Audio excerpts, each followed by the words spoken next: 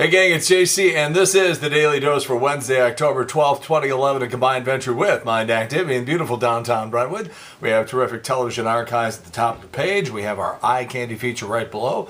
We'll talk about the Cardinals in a minute. Rock and roll poll question off in the corner. How often do you listen to Blues games on the radio? Number one answer, 59%, almost never.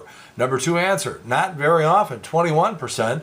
Only 20% of you say all the time. So in other words, a combined 80% of you listen almost never or not very often. And I had a hunch, and every once in a while I know the answer before we do the poll, and this was one of those instances.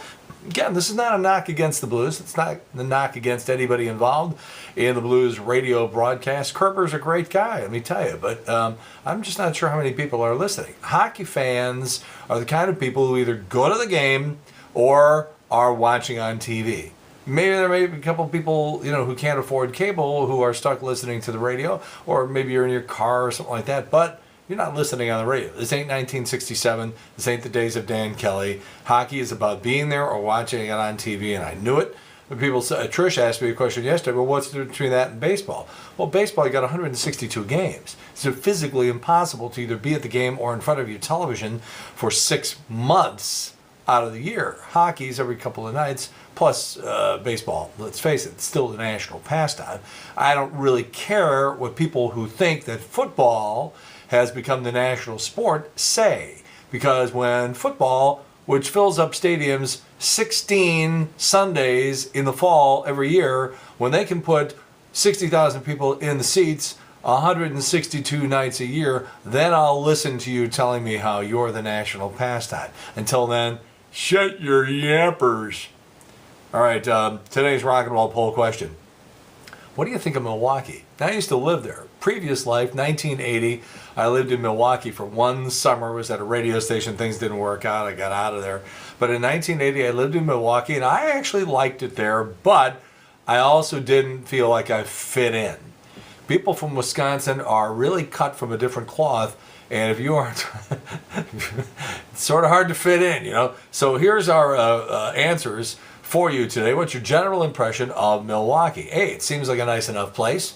B, it's a little too small, too cold, too windy and snowy for me. Or C, the place is full of deer hunting Packer fans and fatigued riding snowmobiles and wearing cheese heads.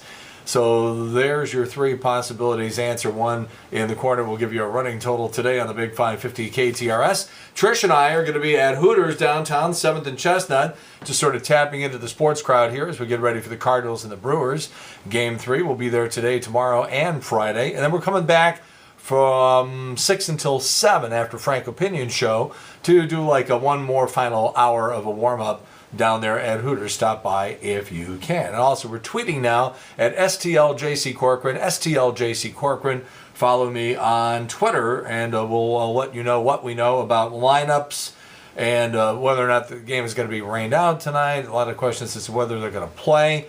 Let me tell you what Dave Murray tells me at 9:30 this morning, okay? As of 9:30 this morning, Dave characterizes this as iffy. Waves of rain and storms, afternoon and night, prime time, 4 p.m. to 8 p.m. Game starts at 7:05.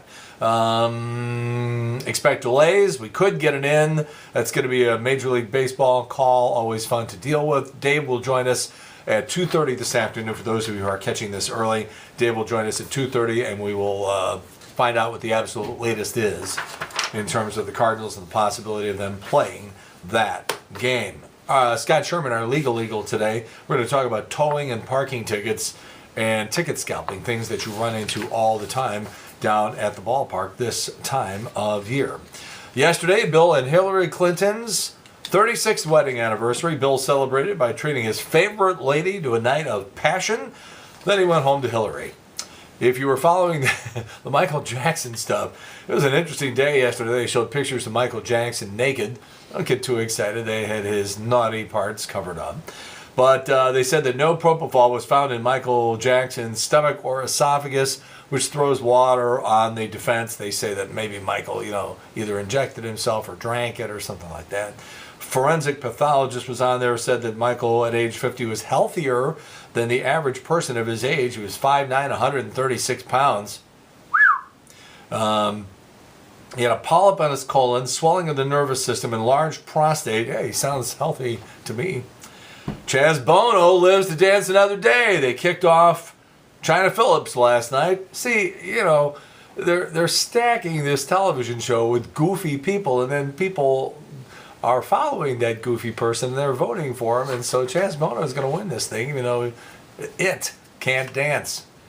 Us Weekly scored the first interview with Ashton Kutcher's alleged mistress, Sarah Leal. She says that, back on September 24th, my birthday, by the way, she and Ashton did it twice. He told her that he and Demi were separated, and he did not wear a condom. Nicely done there, dumbass. Sunday Night Football back at number 1 in the ratings. 2.5 Men has dropped to 3rd in the ratings. Dancing with the Stars 4th. X Factor, Simon, only getting 11.7 million viewers on his show. And Game 5 of the National League Division Series, that amazing game by Chris Carpenter, by the way, viewed by 8.4 million people. That's not a lot, but it's on TBS. It's not on cable. The American League's on over-the-air broadcasting on Big Fox, and we got stuck with TBS this year. So, of course, the numbers aren't going to be what they are on over-the-air TV. All right, what else we got here? Celebrity Apprentice, rumors, Cheryl Tiegs, Marco Andretti, the 24-year-old grandson of Mario Andretti, and Clay Aiken. Oh, man, there's a bad dream that ain't going to go away. If you would like to put pumpkins on your front porch that depict graphic sex scenes, so in other words, they give you a stencil and a kit, a carving knife and the whole thing, and then you follow the stencil, and you can have, a jack-o'-lantern. You can have a jack-o'-lantern if you want. Pornkins.com. Not pumpkins, Pornkins.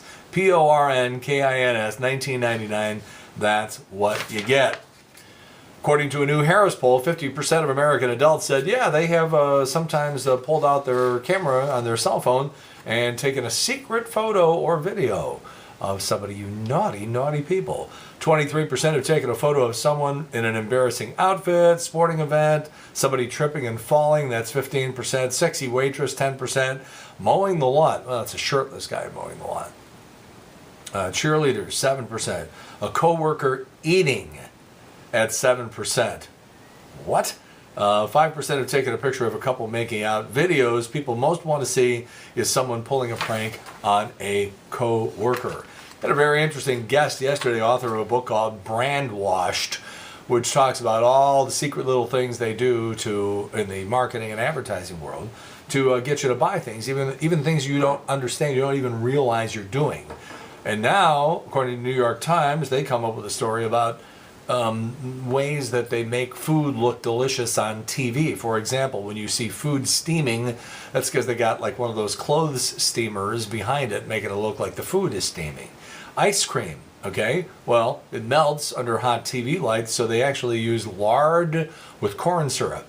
This is the most disgusting one. Syrup on pancakes is actually motor oil because it photographs better. Ice cubes, they melt too fast, so they put fake ice cubes that are plastic or acrylic, and they can cost as much as $500 a piece. Steak, to give it that freshly grilled look, they use shoe polish.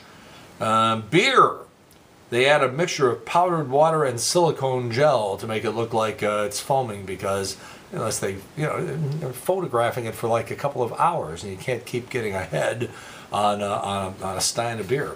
And pasta, you pick up pasta with a fork at your house and it all falls off. The spoon or the fork and spoon combination, however you do it. So what they do is they glue it.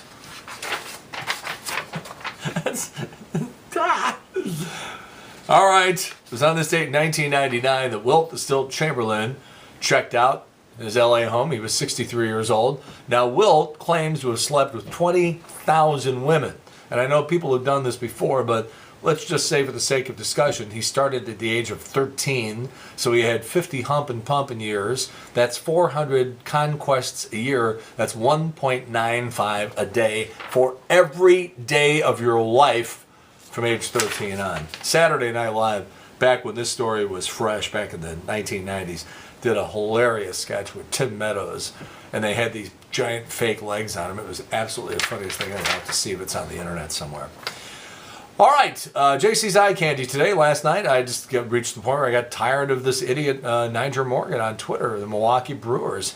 And even the starting pitcher the other night, they're yapping about the Cardinals, calling Cardinals names. Niger Morgan throws his chewing tobacco at Chris Carpenter, is yelling obscenities at him at a game here in St. Louis, and now he won't shut up on Twitter. So I just finally figured, you know what, enough is enough. So I went on, I'm just saying, last night on Channel 5 at 10 o'clock, and I gave my feelings about the situation. So if you'd like to see that, that's our Eye Candy feature. It's right below what you're looking at right now. You will probably get a laugh out of that, so you can check that out. All right, again, our rock and roll poll question. What do you think of Milwaukee?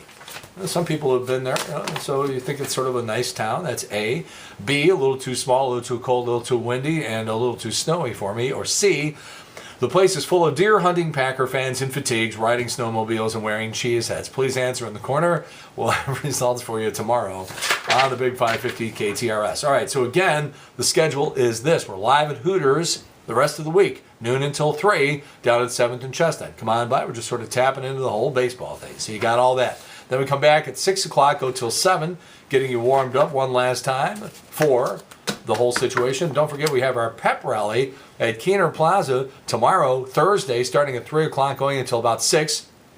It's going to be food, it's going to be drink, and the Smash Band is going to be performing. They are the original rally band. They are fabulous in situations like that. So again, it's Keener Plaza Thursday afternoon, right after our show from Hooters, noon to 3. Then at 3 o'clock, the Smash Band takes over. We're going to have all sorts of stuff going on. We'll all be there. See you at Keener Plaza tomorrow, Thursday, starting at 3 o'clock along with the Big 550 KTRS. That's it, JC's Daily Dose for Wednesday, October 12th, 2011. Go Cards, combined venture with Mind Active in beautiful downtown Brentwood. In the meantime, we've beaten this one to death. Have a good one. See you later. Bye.